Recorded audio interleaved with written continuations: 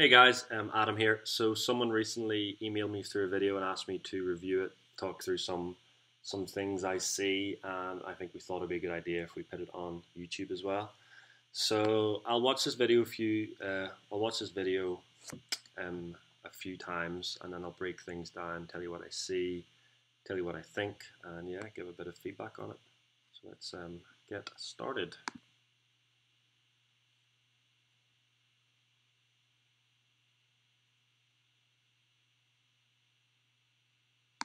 Let's see that one more time.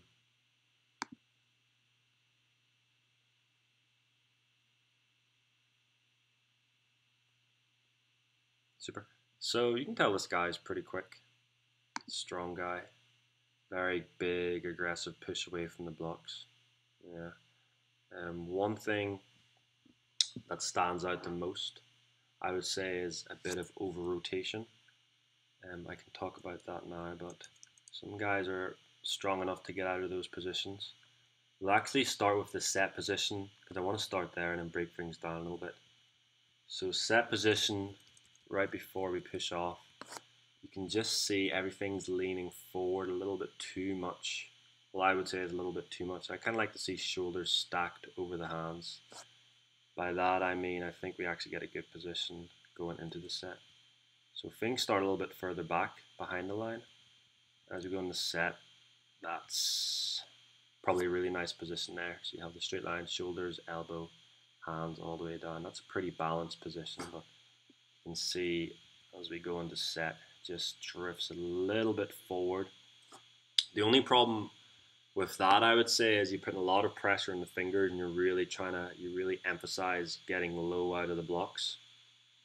The time of a hold officials are allowed to use from when they say set to shooting the gun is between 1 and 3 seconds. So if you had an official who opted for 3 seconds, you're kind of hanging around in that position for a long time, and you're more inclined to nearly fall forward. Or as I say, it's not a balanced, or it's not the strongest position we can be in. But this guy's pretty strong, so he can. I think he gets out of it very well. There's a few things you can actually see beforehand to set this up. So I think what's happening is the shoulders are going forward to create some space for these legs to be in an ideal position to push. Because I think we can see in the marks position, they're a little bit cramped. This front knee isn't too bad. As I said, I like to see shoulders over the hands in the marks position so they don't really move when you go into the set. The knee should be kind of in the middle or towards where the forearms or arms are, so that's not in the worst spot ever. But then the back knee should probably be in the middle of the shin. So you can see this back block's a little bit too far forward, and I think that's these things a little bit cramped in here. So you can see, to avoid being in a cramped spot, athletes are smart. The body figures out things pretty intelligently to get out. So this guy just leans forward slightly just to get out of that cramped position. Shin angles actually are pretty good. I like these shin angles. They're both pretty close to each other. They're both around 40 degrees. So that's pretty nice.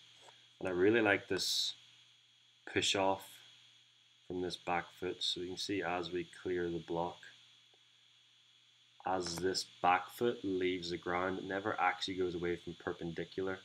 So you'll find someone who over pushes out of the blocks, this big toe will end up pointed towards the blocks, whereas this foot and the foot nearly flicks up to the sky, but this foot does a pretty good job of staying perpendicular to the ground. That's quite a nice push off.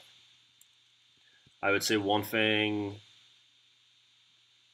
towards the over rotation aspect would be, since things are leaning forward a lot, you'll see the shin angle probably drops from about 45 degrees to about 40, high 30s. As I break down the frames, you see the knee just drops a bit, the shin loads up.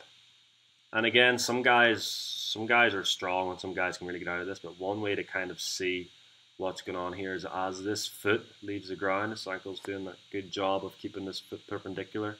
You want to be able to draw a straight line from ankle, knee, hip, shoulder, head. So you can see heads leaning forward slightly, trying to throw the whole body down.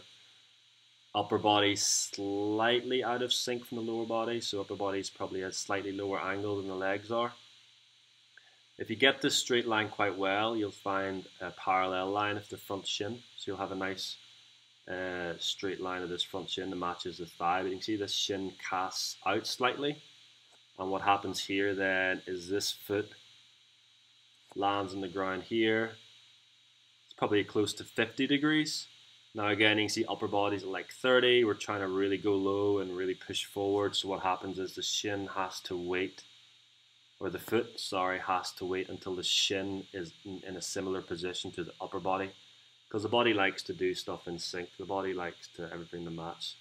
So you can watch the shin just wait and wait and drop and drop. And now we're about in line with like the T-spine, lumbar, or sorry, probably the lower back. We're probably in line with the lower back and the shin.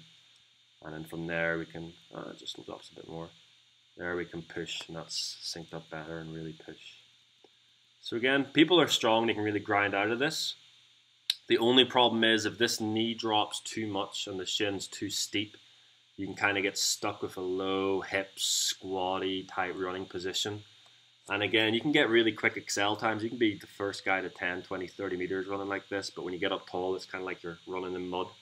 And the guys who have spent time hitting these positions right at the start, they might not be first to 10 or 20, but they're setting themselves up to run pretty quick towards the latter stages of the race. So if I run it through again, I'd say this guy is strong, so he's probably found some success in these positions. But cue a little bit of over rotation here just from the get-go. I mean, it's kind of like dominoes. It's just a domino effect for these. If you get the setup slightly off, then the set slightly off, the first step slightly off, second step, third step, etc., etc. So we can see as we go there, it's all just a little bit of over rotation, a little bit of grinding through the knees just to get out of those positions. Quite promising. So my feedback here, again, probably be move these blocks back a bit. Probably move just maybe a little bit of space here just to feel that, maybe 1 notch. Probably bring this back block back about 2 inches, maybe 3 inches. Just free up some space so things are a little bit more comfortable here. Keep shoulders stacked over hands, so we want to see probably the shoulders in this position from the marks, and the shoulders don't move backwards or forwards as you go into the set. You'll probably find running starts to get very easy. Getting out of the blocks probably doesn't feel like you're really pounding through the ground or grinding through the ground. And I'd say these other ladder steps might take care of themselves. Yeah. Hope that helped. If anyone has any other videos you want me to review, feel free to email. My email should be in the About section of my YouTube page, I hope.